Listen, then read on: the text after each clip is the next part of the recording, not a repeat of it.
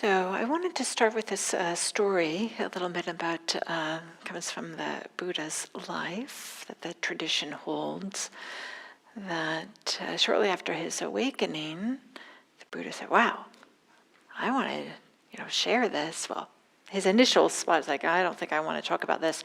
Nobody's going to get this. But then he was convinced, like, okay, if I'm going to teach somebody, I want to teach some of my former teachers. But his former teachers were no longer alive. So he said, well, I'm going to go teach some of the people that I practiced with earlier. So he finds them and teaches them what he had awakened to. And one out of the 5 becomes awakened. His name is Kondanya. And after hearing these from the Buddha, Kondanya has an experience, and then he says, wow, I'm adding the wow part. It's a little ad lib there, but Kondanya says, whatever is subject to arising is subject to cessation. That is like whatever comes to be will at some point no longer to be. Whatever has the nature to be born has the nature to die. Of course. Often we don't think about it this way, but this was Kondanya's, after he was awakened, something that he said this was like his big insight that allowed him to become awakened. So that's the first person that becomes awakened that the Buddha teaches. We don't hear very much the details of the other 4, because these were these 5 people practiced together, and they practiced with the Buddha, and then the Buddha went his own way, and these 5 stayed together. So we hear about the first one. He says, whatever has the nature to arise has the nature to pass away. We don't know what happens to the other 4. They become awakened, but we don't know any details. Number 6, somebody who is the opposite of these ascetics, these people that the Buddha was practicing with, a very wealthy person. This person has lots of palaces and has their life, this opulent lifestyle. And for one night, or maybe it's like early morning, he just feels like, this isn't all it's cracked up to be. And he decides to go out for a walk. His name is Yasa. And Yasa happens to see the Buddha. The Buddha sees Yasa, and Yasa goes up to the Buddha, and the Buddha invites him to sit down. And Yasa is saying, this is Diana's interpretation. It's not all like it's cracked up to be, to have all this wealth and this opulent lifestyle. So the Buddha says, well, I'll show you some real peace. Gives him some teachings. Yasa has a breakthrough and says, whatever is subject to arising is subject to cessation. Whatever has the nature to be born has the nature to die. Things arise and pass away. They begin and they cease. So that's number 6. Number 7 is Yasa's father, who comes out to find what happened to Yasa. He wakes up in the morning, Yasa isn't there, and his father comes out to see him. The Buddha gives his father a teaching, and we don't know the details exactly. Oh yes, we do know a little bit of the details about that one, but he doesn't say what is arising, whatever has the nature to rise has the nature to pass away. So number 7 is Yasa's father. Number 8 and number 9 are 2 women. So, often we don't hear about this in the story of the Buddha, but the 8th and 9th person to become awakened, 8th and 9th student of the Buddha, are 2 women who also become awakened, and they also say, whatever has the nature to arise has the nature to pass away.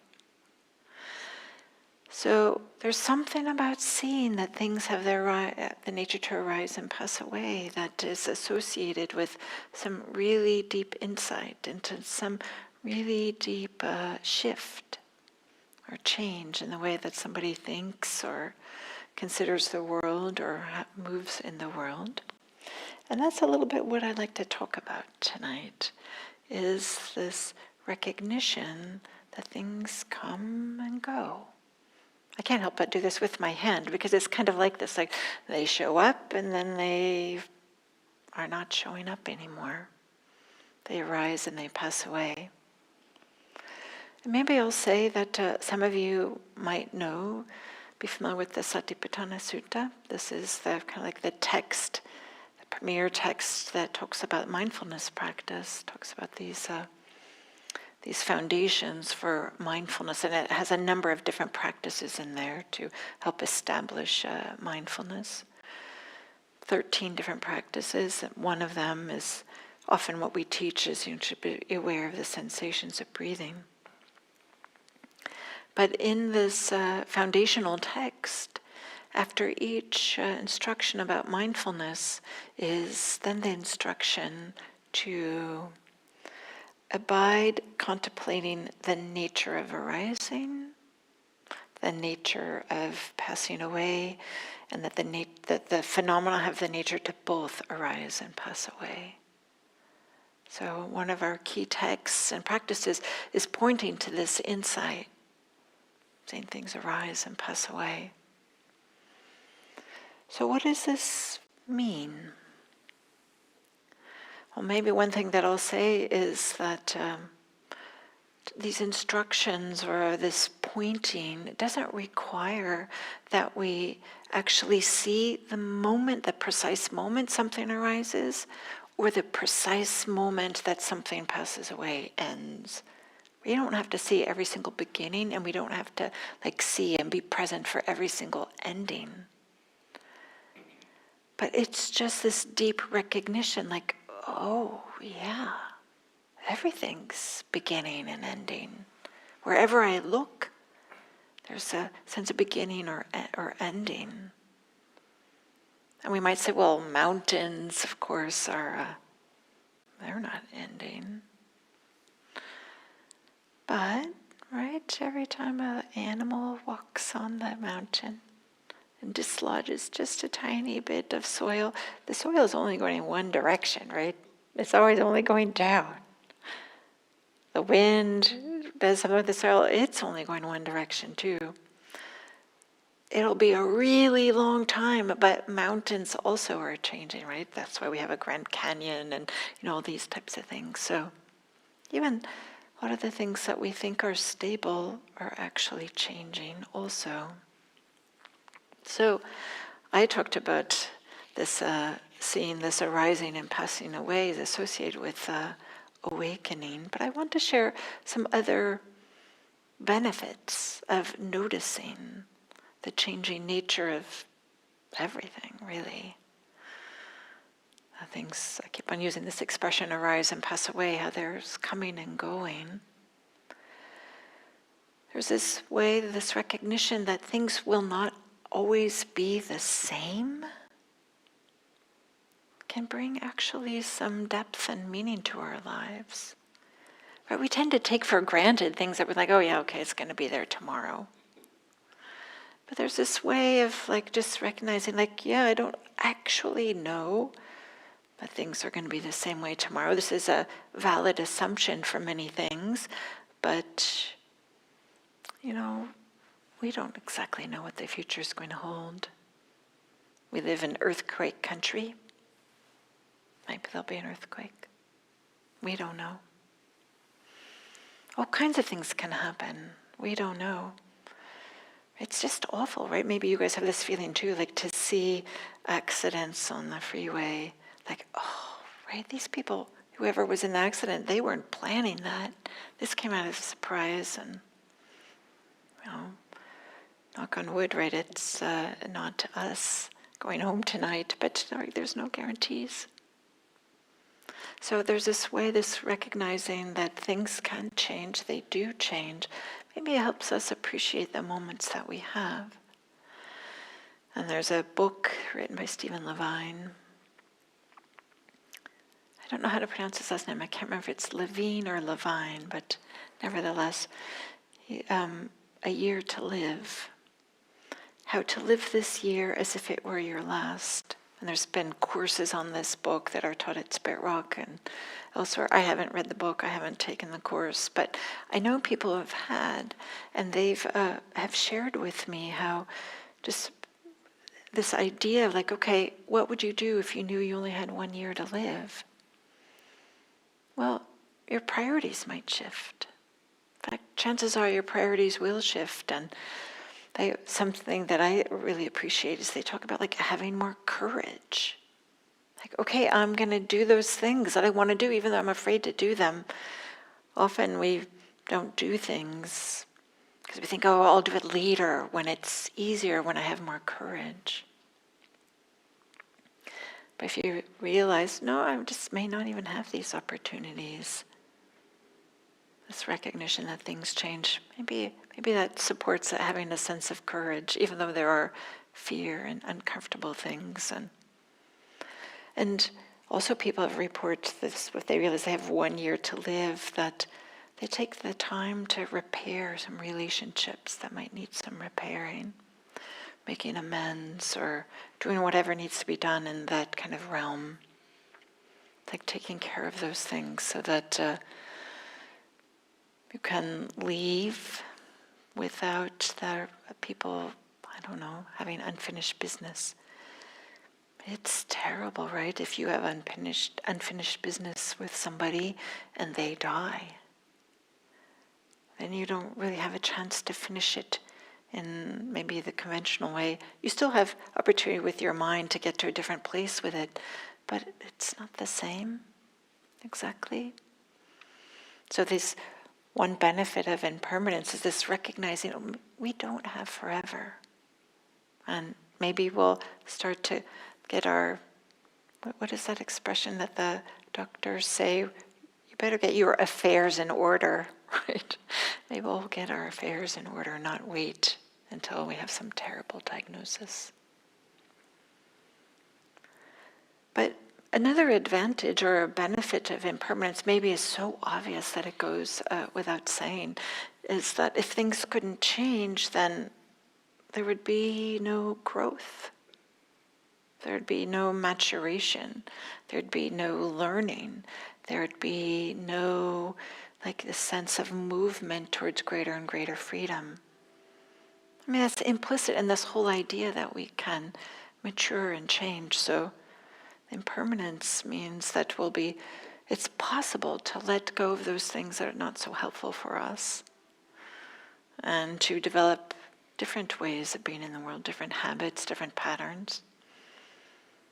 More loving kindness, more care, more presence, more mindfulness. Be careful with our speech, our actions, all these things. So that's a second benefit of mindfulness. A third one is also something that often we don't think about too much, but if things weren't changing,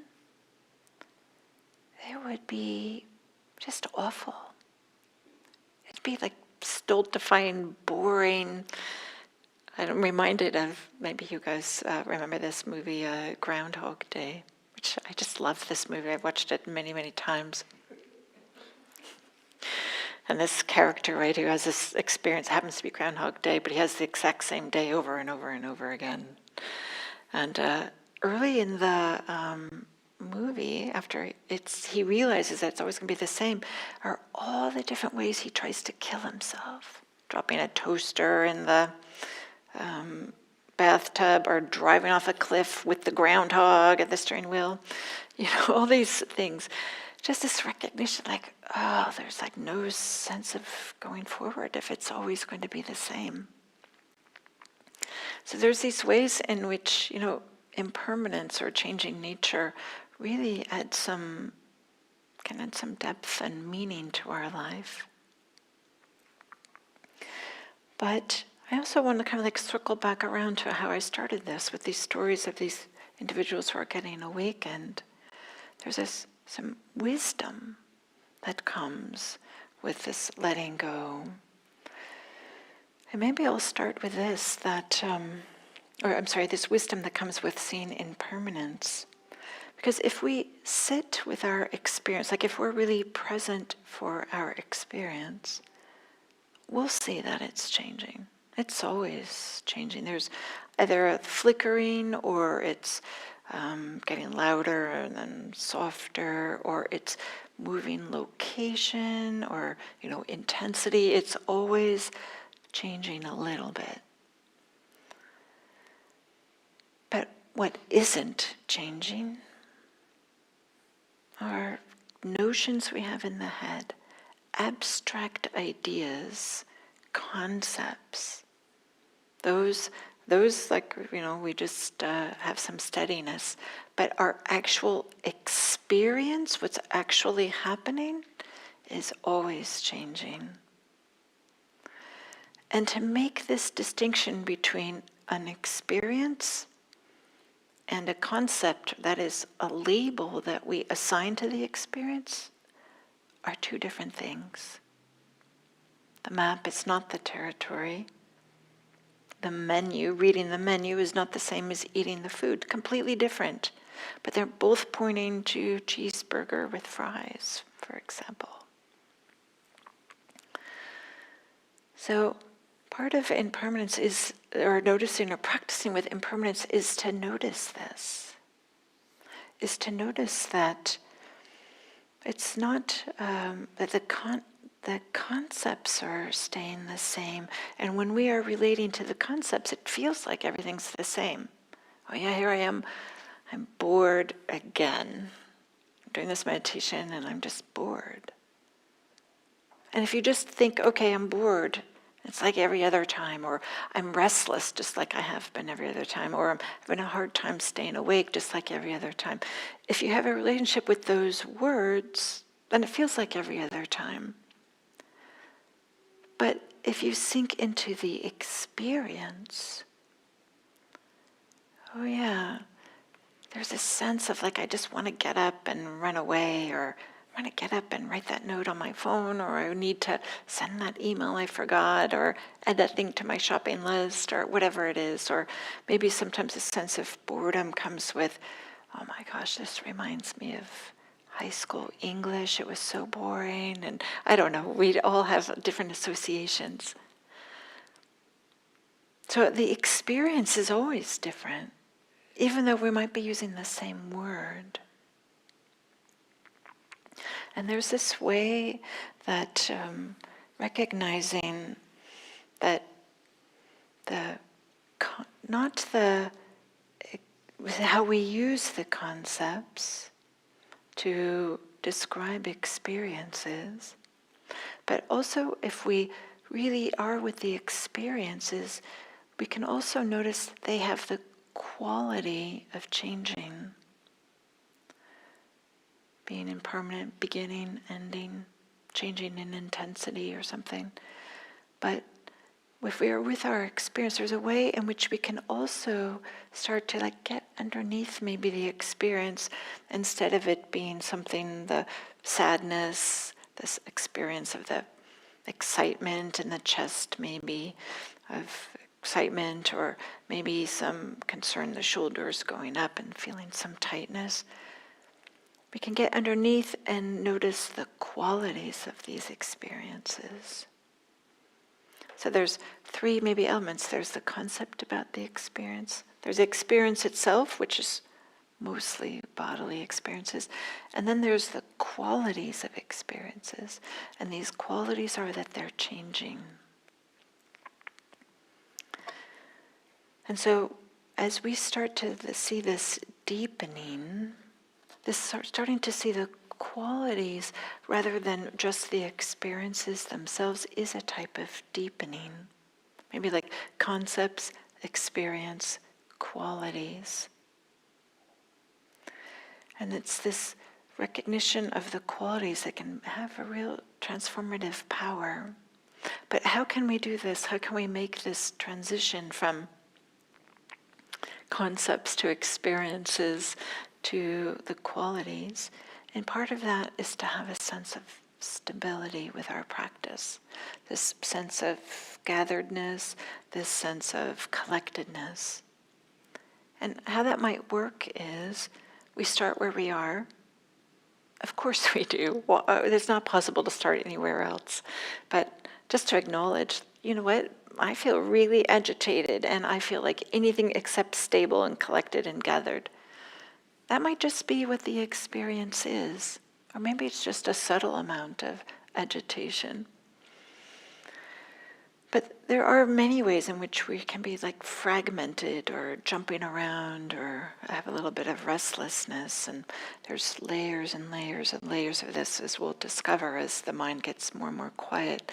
We'll discover there's more and more subtle layers of this agitation. But we shouldn't underestimate like how powerful it is just to name it. This is a concept, but it's a way in which we are no longer turning away. Like agitation is here and it feels like this. So is there a way that we can not be agitated about the agitation? Not be restless with the restlessness. Not have aversion to the aversion. But in some way just to turn towards it, acknowledge this is the experience right now. It's restless. I feel restless. There's restlessness right now. I'm using these words restless and agitation just to cover a whole range of everything that isn't just this sense of collectedness or gatheredness. And this part of like learning how to recognize what's happening in a way that allows what's happening to be happening, very powerful. Not easy, something that's definitely a practice, but is there a way to just be with, okay, it's like this right now. And maybe the mind can only like, it's like this, and then off it goes, into something else, and then it comes around like, oh yeah, okay, I'm agitated, oh, then off it goes, and then it comes back around. But is there a way to not be agitated about agitated? But instead, maybe you could ask yourself, how can I be with this agitation in a way that's not in conflict with it? Without pushing it away, without demanding that it be different, without wishing that it were different, but instead to kind of like honor and respect our experience. And there's something about the allowing, not being in conflict with, respecting and honoring our experience that allows some disentanglement from what's happening. So there might still be restlessness, there might still be agitation, there might still be sloth and torpor, longing or aversion, doubt, whatever it might be.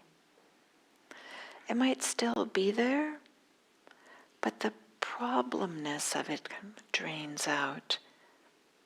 There's still the same experience, but it's not something that we're trying to make different. Instead, it's like, oh yeah, this is what restlessness feels like. It's uncomfortable. It's not my preference. And it's like this. Wow, this is powerful. Right? Because then we can bring that into so many areas of our lives. We can show up for our life and show up for other people in so many different ways. So to ask this question, well, how can I be aware of this agitation in a way that's not in conflict with it? In the sense that we don't have to get rid of anything. We don't have to make it different, but instead just to show up for what's happening. Because if we are going down this path of mindfulness and this collectedness, we will all discover, sooner or later, as we're searching for security and safety in a place where we can finally get everything perfect so we can rest and relax. Of course we are. We're looking for this place where we can just abide happily. This is to be found in an attitude of trust, an attitude of allowing. There isn't some perfect place where we're going to land and it's going to be perfect forever.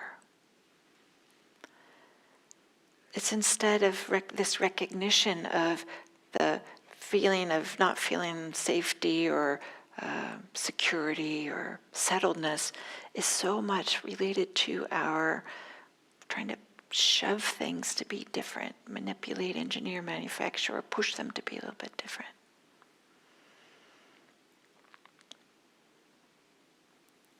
Maybe I'll say that again, that so much of our feeling rests or feeling like we want a sense of security or a place to land is because things we often are not landing. We're trying to make them be different. We're trying to somehow not be with what's happening.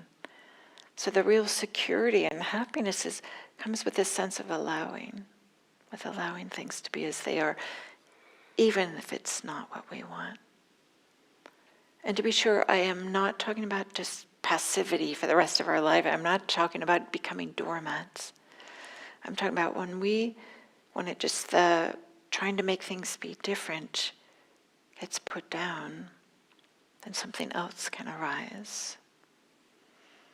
And some of this something else is this great wisdom that leads to awakening, and is part of awakening, is that when we see that things are arising and passing, and I can't make them be exactly how I want, there's this deep letting go that just naturally happens. We don't make this letting go happen.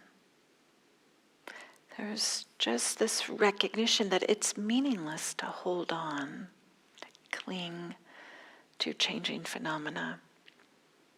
And trying to change things is one form of clinging, even though it doesn't feel like it.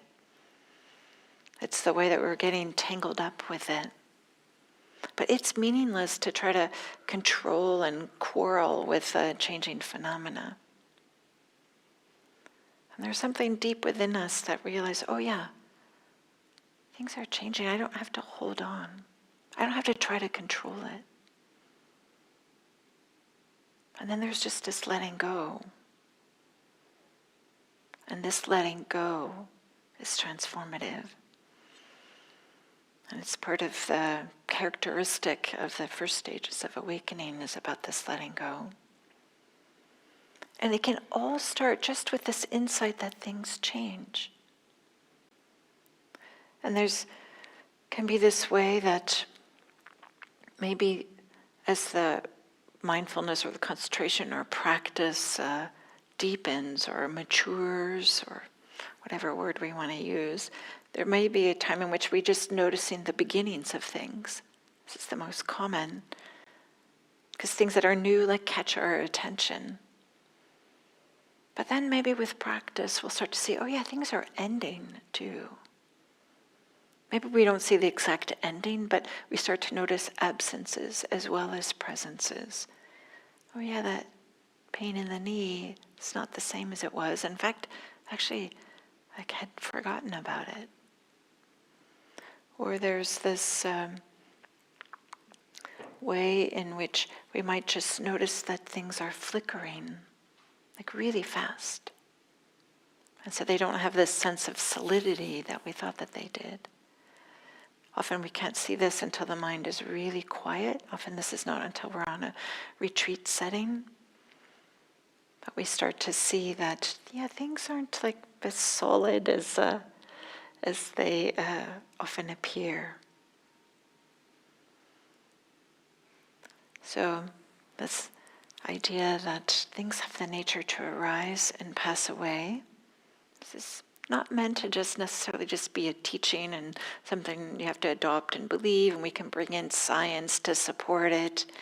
But there's a way in which that's just a deep recognition that happens. Everything's changing. And there's just this natural letting go that happens. And with that deep kind of letting go happens is a really deep freedom as well. There's no longer a sense of desperately trying to control everything. Often that's where we lose freedom, right? Is when we're trying to control or we're feeling like we're getting pushed around. But But maybe I'll end there, this idea of impermanence and how it's related to many benefits, of course, but importantly it's related to some deep insights that lead to greater freedom. And maybe with that I'll open it up and see if there's some questions or comments.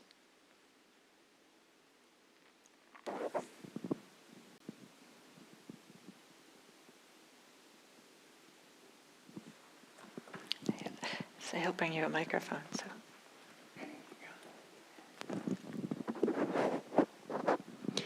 Hi. I'm glad I came today because exactly where I am. Nice. Trying to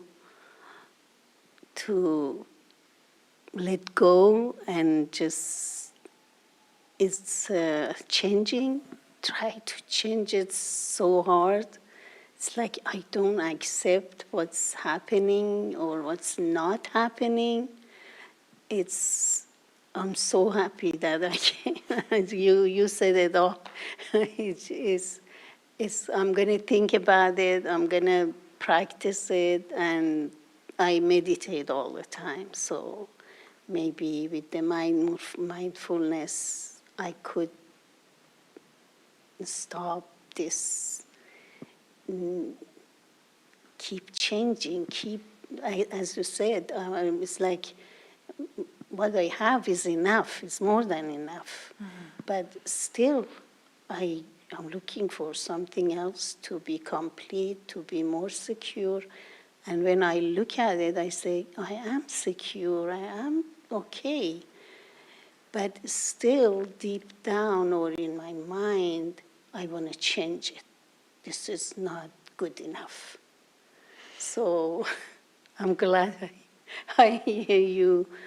I think it makes sense. It really makes sense in the realm of mindfulness. Yeah, yeah. In the realm of what Buddha did, or nothing permanent. And I love it that it's just arise and passes. That's so true. Thank you so much. You're welcome. You're welcome.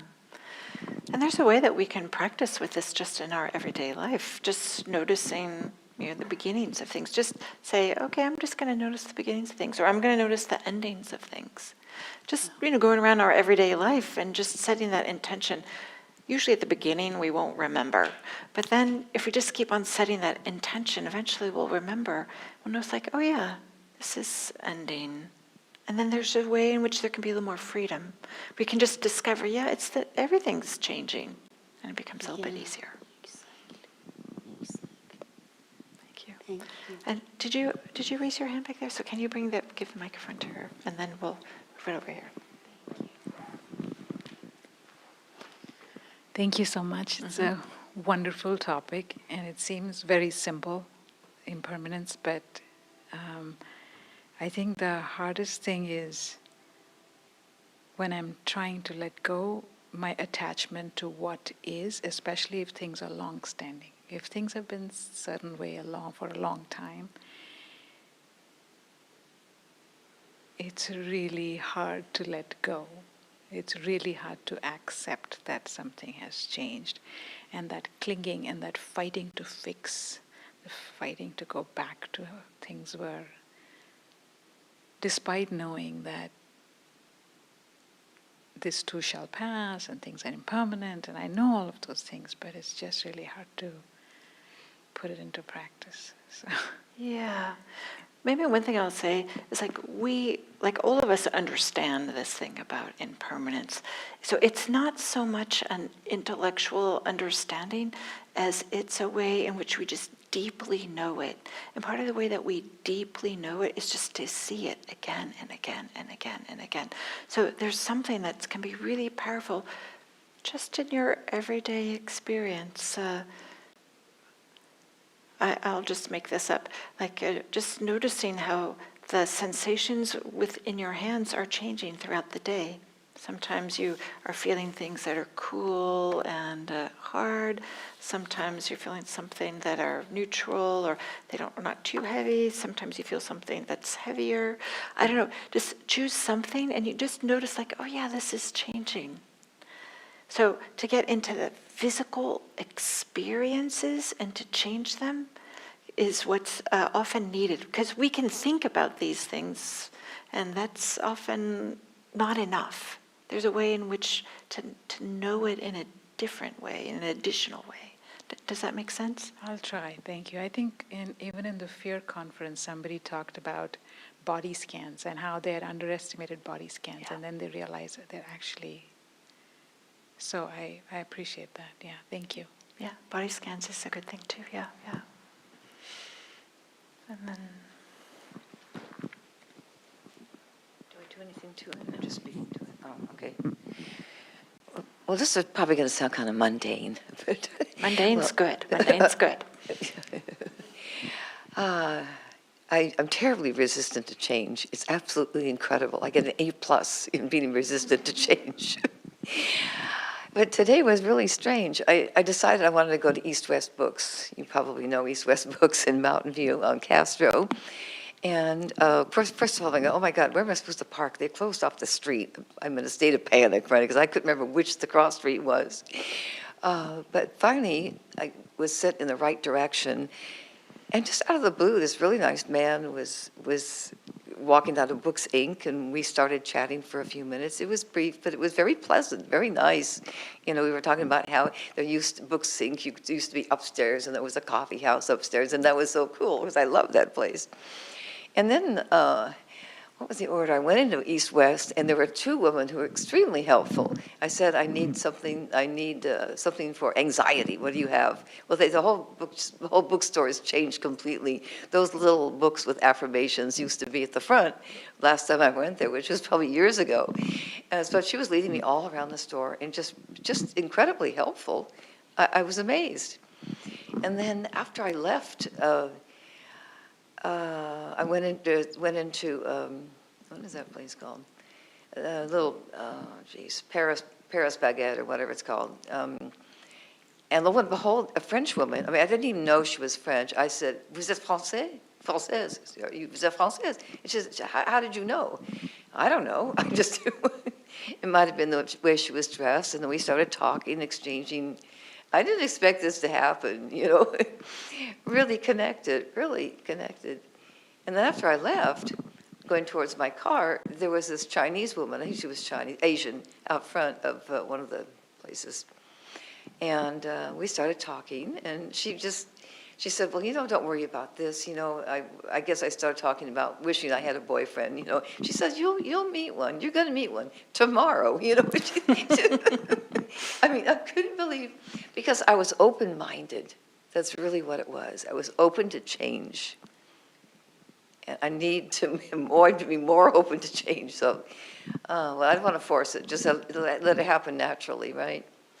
Well, is this way that says, I need to, it's kind of like I embedded know. I in should that. have It's said like, that. yeah, right, like I should or something. But why not do the same thing? Just start noticing change, like simple, tangible change. Yeah. And there's a way that it just makes it more like, oh yeah, of course, everything's changing. Like once we kind of like turn our attention to it, then it'll just start showing up everywhere. And then once we start to see, oh, it's already inherent in so much of my existence, then it just becomes a little bit more familiar and less a problem.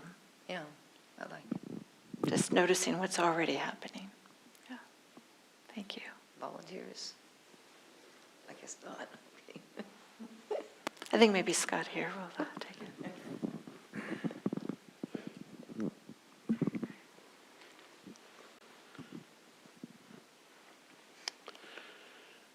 Just before I was here this evening, I arrived early and was laying in my car, take a little nap. And I did suffer a loss about a year ago, coming up on the anniversary. And when I was laying in the car, I was kind of thinking, well, it is the nature of things to die and to pass on. And I take some comfort in that, and then I start wondering, is that sort of is that an adaptive stance? It seems sort of like I'm sort of rationalizing, I've suffered this thing, and okay, well, that's kind of like saying, well, it's not so bad. I don't really know where I'm going with this, but it feels like there might be an element of clinging in even asking that question arising, like, is this a useful thought to have, just to look at that and say, well, we all die, all things die.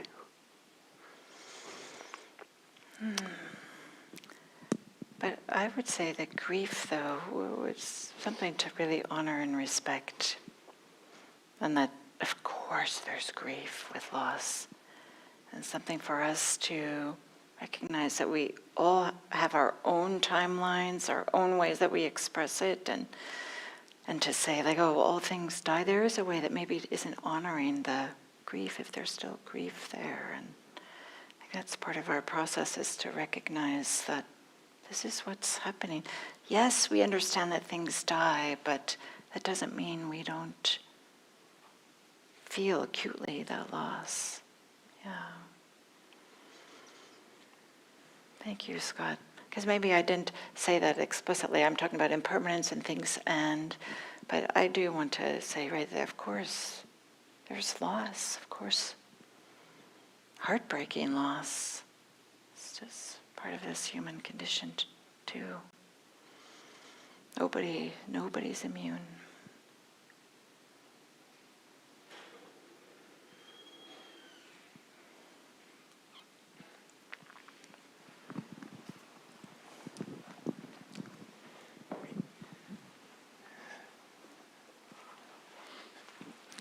So I was going to make a comment.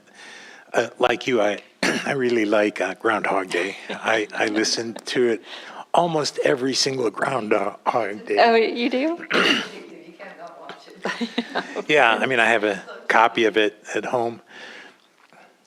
And one thing that came to me was what shifted for him was that when he went from seeing his existence as a burden to seeing something that was valuable, that he loved. And it was that love and respect and valuing that really made a change to how he held everything. Yeah. I agree. When he stopped being so self-concerned, instead was helping others. And I love this scene. Do you guys know this movie? Like where there's all these older ladies, their car gets a flat tire, and he's already there, and he's helping them change the tire. He's jacking up the car. I don't know. There's something so sweet about this. I just love it. So, yeah, thank you, Jim. Thank you for that.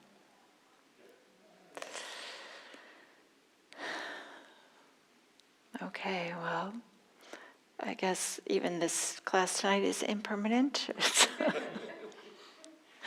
I'm just wishing you all a lovely evening. Thank you. And safe travels home. And I'll see you next week.